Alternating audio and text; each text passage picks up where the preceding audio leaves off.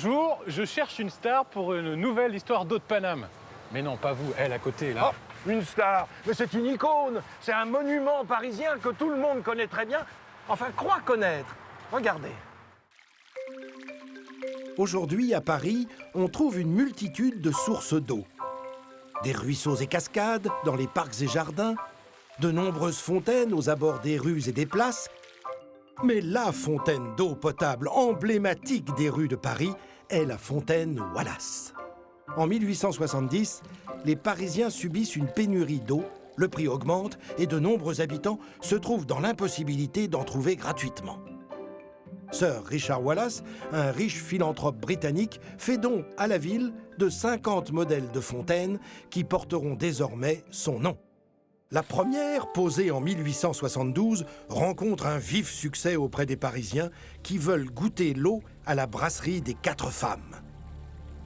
4 cariatides en fonte représentant les 4 vertus, bonté, simplicité, charité et sobriété.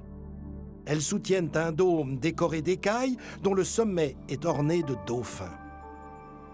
L'eau s'écoule en un mince filet depuis le centre du dôme, puis tombe dans une vasque. Amateur d'art, Richard Wallace imagine lui-même son modèle et choisit la fonte de fer, matériau résistant et facile à produire. Les emplacements des fontaines sont choisis par la ville, ainsi que la couleur, un vert profond comme tout le mobilier urbain de l'époque, afin d'être discret et en harmonie avec les parcs et les allées bordées d'arbres.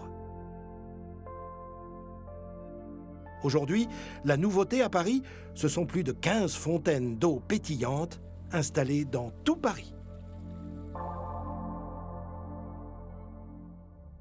Les fontaines Wallace sont associées à la ville de Paris. Et pourtant, savez-vous qu'il en existe dans d'autres villes de France, et même à l'étranger, en Espagne, au Canada et au Brésil. Et en tout, à Paris, il y a 1200 fontaines publiques et points d'eau potable accessibles à tous. Dites-moi, Frédéric, il faudrait vraiment arrêter le château Paname.